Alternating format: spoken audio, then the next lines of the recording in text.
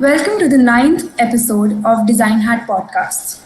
Today it's going to be really interesting as we unfold the story of 21 years old Rama Krishna, who's a young designer and is currently pursuing bachelor's degree in industrial design from NIT Rourkela. He has worked with over 5 plus organizations and is currently serving as a product design intern at Make My Trip. Um, Hello, Rama. How are you doing today? Hey, thanks a lot for the introduction. Yeah, I'm doing great. So, how's everything at your end? It's good. Thank you so much. Can you please start with an introduction bit where you tell us about some story of how you chose design and how exactly it all started. Yeah, sure. So for me, the design journey, it has basically two parts, I would say. The first part is choosing the industrial design department in my college, and the second part is getting into proper design field. The first part, I would say, it started when I was in my school time. So from earlier days in my school, I was someone who was interested in art and craft work, like basically creative work. And I was also interested in kind of stuff like coding and tech related stuff. So like after my J mains exam, the rank was not so good, and I was like having the biotechnology and all those departments. After browsing through and like doing some research on my end, then I thought ki industrial design is a department where it's a like a mix of creativity and technology, and this should be a proper branch for me. So that's the first part of my story where I chose the department because I was someone who was interested in creativity and also interested in technology. The second part, I would say, it started almost around after 10 months after I joined my college. So in my first semester, I was the kind of guy who was like more focused on academics and wanted to get a good CGPA.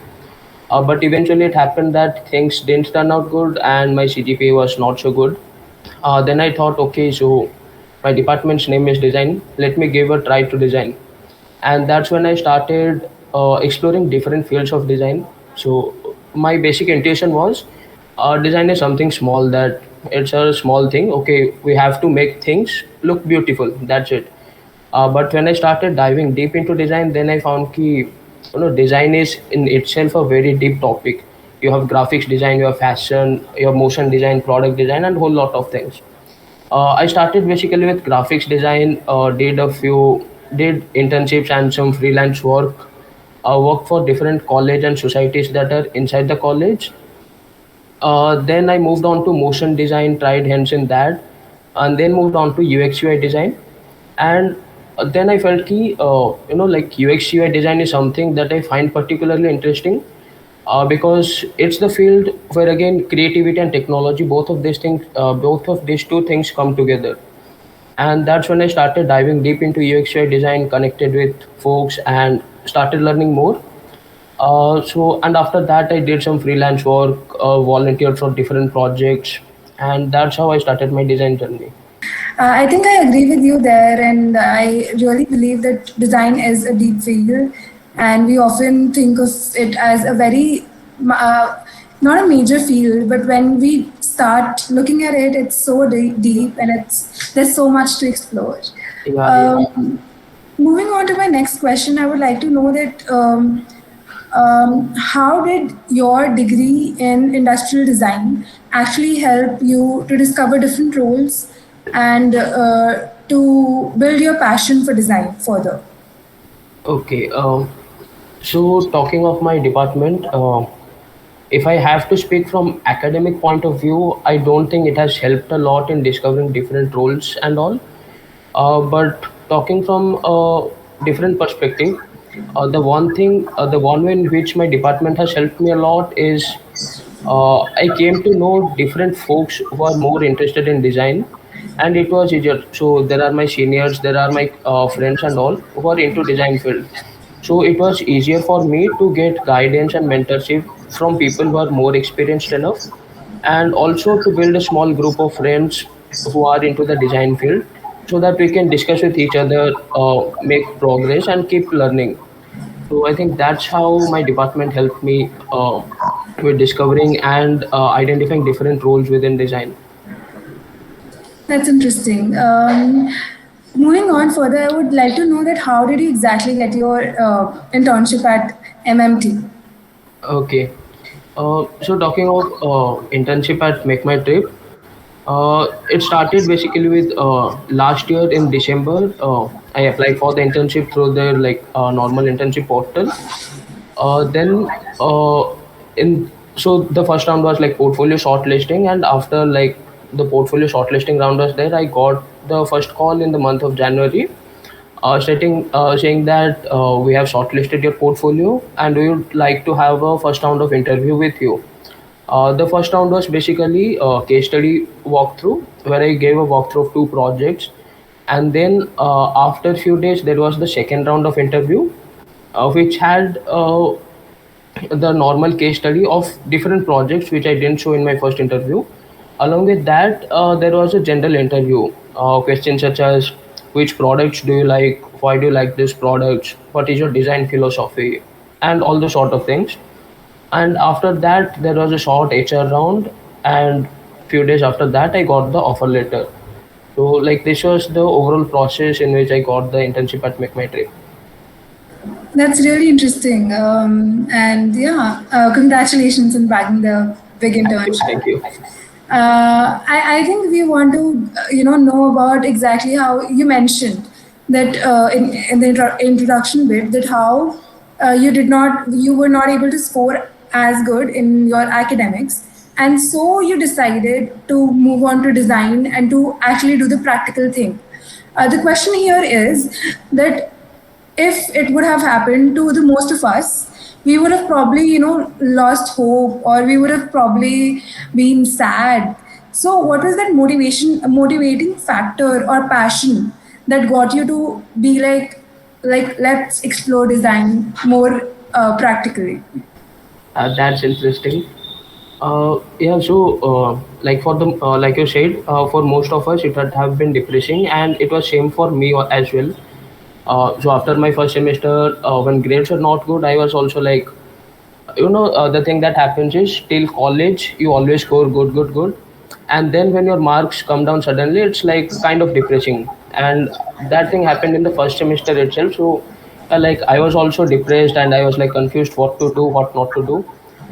Then again, the thing that helped me out was having a good set of seniors who were into design field.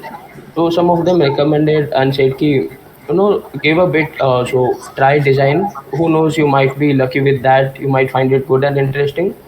And then also I had this situation in mind, ki, what if I take design and that thing doesn't work? What if so? Like there are two ways for me.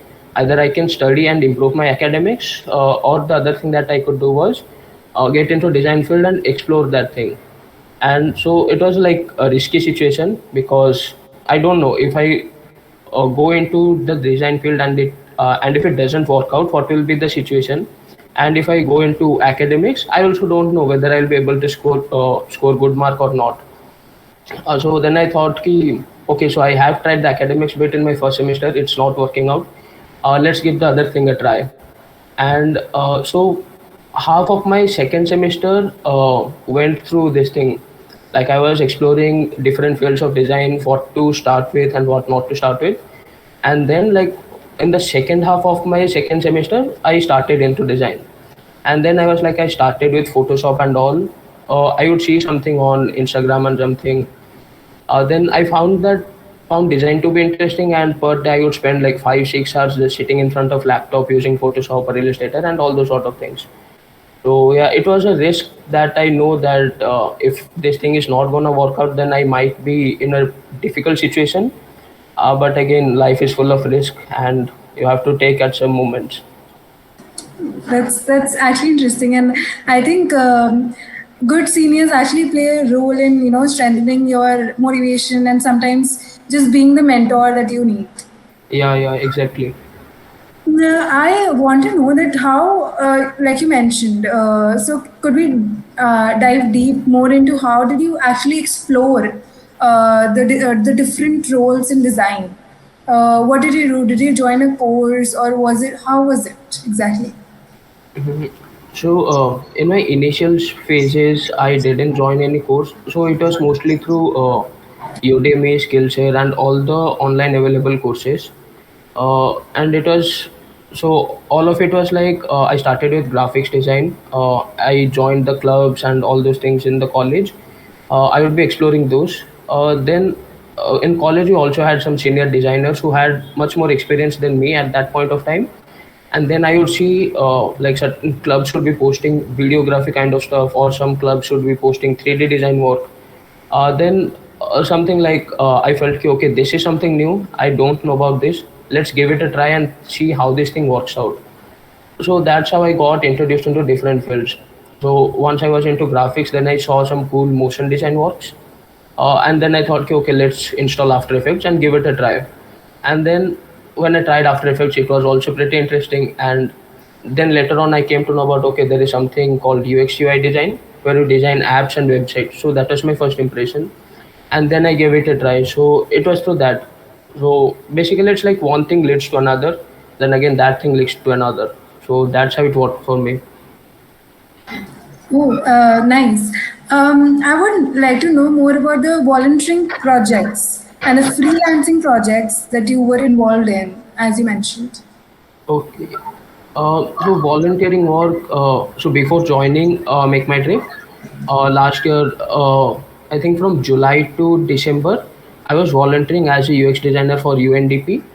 So it was through, I applied through the portal, and I was not expecting, because my initial expectation was like, for an organization like UNDP, they will be hiring much more experienced people. But the person who was there, the project manager, she liked my portfolio, and I got an email. We got on a call, and then it was like, the onboarding thing happened, and it was 5 months of work where basically I, along with the team, we designed. So to give some context about the project, there was last year in January, UNDP had launched website called Mission 1.5. It basically collected data about how the citizens of different countries are knowing about the climate change and its effects and all those sort of things. But the problem with the Mission 1.5 website was, you just can vote for a particular option, but it was not showing that if you chose a particular option, whether it was good or bad or anything like that. So the thing that we worked upon, it was a educational resource, which basically showed if there are three options, I chose the first option. So it would show me why this is a good decision that you took, and how this is going to help the environment and Earth in the long term. So it was a pretty long project that we worked on for like 5 months, I would say 5.5 months. Uh, so that was the volunteer work that I did. And apart from that, I'm working on some open source projects. Uh, these are not exactly, I would say, volunteer work, but yeah, it's open source. So, anytime if you want to contribute something, you can contribute to that. So for open source, I'm working on two projects right now. One is Bitcoin design, and another one is health icons design. Bitcoin design is basically, you might be knowing about Bitcoin, the first cryptocurrency. So Right. designing the style guide, and so it's basically about defining the design language for the entire Bitcoin system. And the other one, the health icons, it is an icon design project related to healthcare field, where we are like designing free open source icons related to healthcare, so anyone can use it. So these are the overall volunteer and open source work that I'm working upon. Talking about the freelance projects, one project that I worked on earlier last year, it was about having it was a healthcare app where you can like communicate with a doctor through your phone easily. So it was a small 2 months project that I worked upon, and right now also I'm working on a small freelance project, which is like based on developing a new creator economy. So like these are some things that I worked upon in the like last year and this year. These are some pretty cool projects to work on. I'm Yeah. really intrigued to know about them. I want to know that, in COVID, young lads like yourself have been, some of them have been so demotivated and disappointed and sad. So, how do you keep yourself going in such tough times? How do you manage to keep up? So regarding this thing, my personal take is that sometimes distraction is a good thing. So what I do is like in the COVID situation, there is lot of news, like good news, bad news, and lot of things are floating in the air. So if I get some free time, I scroll through my social media and I come across ki this thing has happened, that thing has happened. Taking all those sort of things, it kinds of I kind of feel it like bit frustrated if I get consumed by all those things. So the thing that I follow is like keeping myself distracted enough so I don't have time to go into all this kind of stuff. So that's why I'm like getting involved in freelance project, open source project, along with my internship. So like by the time I complete all the works, my day is like almost over, and I just do my dinner and get to bed. So that's something I do. And another thing I do is like on a regular basis, maybe twice a week or once a week, I connect with friends. We have group call and see like what others are working upon, and I think that's a good way to like manage your stress and coping up with the this all these things during the pandemic situation. That is nice. And I think I agree with the last point, especially because keeping in touch, knowing what others are doing, Yeah. that somewhere tells you that, okay, even I should do it. I should do some bit, if not everything. So, like you said, that you have so much work that you are doing this, doing that, and then you finally up to the dinner. So, what does a normal day looks for you? Okay, so if I have to start from, so if a day starts from 12 o'clock, 12 a.m. at night, so Okay. it basically starts for me like I watch 2 hours on Hotstar or Netflix, any movies or series.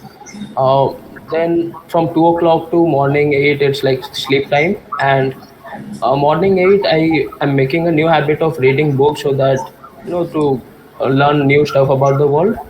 So I spend some 30-40 minutes after waking up going through different books. And then after like from 10 to 6, it's my regular internship work. I work for the internship from 10 to 6. And then after 6, I take some break, and then I have like I keep the other projects and like I divide the entire project into short milestones, I would say.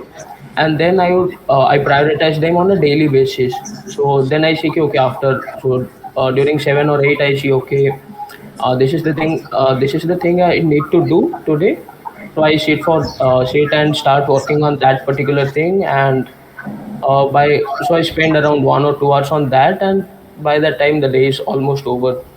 So that's how my entire day goes. That's interesting. You were saying that your, half part of the day goes into the internship. So, would you like to tell us briefly about what does your work look like at Make My Trip as a product design intern? So my work. So we have these weekly sprints every week, and sometimes it happens. So, or talking on an overview level, it's designing screens basically.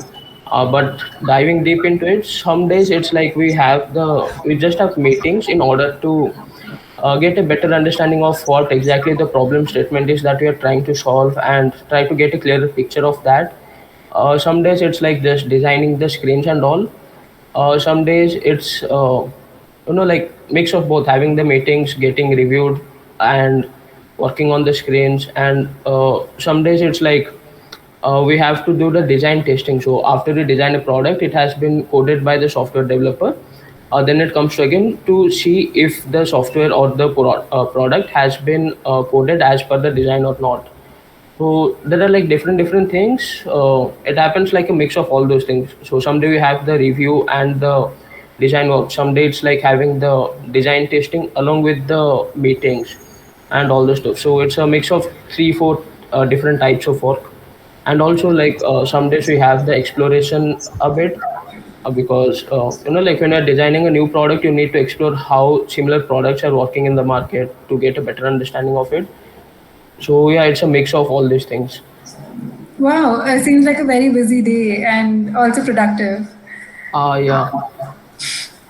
So now I would like to actually know that you're working on so many things, and you worked with startups, and now you're working with such a big company like Make My Trip. So according to you, what is which one is a better organization to work with as a budding designer? Startups or big organizations? Okay. When it comes to startups versus big organizations, so there are like two different things that come into play. The first one is startups have a fast culture, so they have a shorter deadlines. They have to launch their MVP and do things in a fast manner. But when it comes to big organizations, the process is a bit slow. Again, the another thing is in startups you get to wear multiple hats because the team size is generally small. So along with a product designer, you might be working as graphics designer or doing some marketing stuff, or maybe doing some low fidelity coding and stuff. But when it comes to larger organizations, it's like your role is specifically defined. So if you're a product designer, you work on that field only. You don't have to work on motion design or any other stuff. And even like more larger organizations like Google, let's say Google and Apple, they have like interaction designer, they have researchers for different work, and they define the role separately. When it comes to like whether a designer should choose a startup or a big organization, I would say that it depends on the work culture of the person, like whoever the designer is. Because startups have a very fast culture, and the person, if the person is not able to adjust with that, cope up with that, then the startup culture might not be a perfect fit for that person.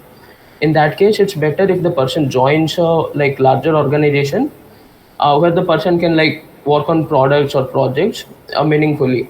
And if someone is comfortable with working on fast paced products and all, then in that case the person might join the startup. So it's not about whether I should join a startup or a large organization. uh, at the end, it comes down to me whether I am comfortable working with fast paced products and startups, or I'm comfortable working with a little bit like slow paced products. I really like how you mentioned there that it depends from person to person, because really at the end of the day, it's about identifying yourself and the kind of culture you would want to fit in. Yeah. So yeah, now I would like to ask you exactly. So you're doing industrial design. So how is that different from the other design roles that you've explored so far? So industrial design is something that I haven't explored properly, I would say. Although it's my department, but that thing I tried a bit quite, I think, few months back, but it was something that I was not interested in.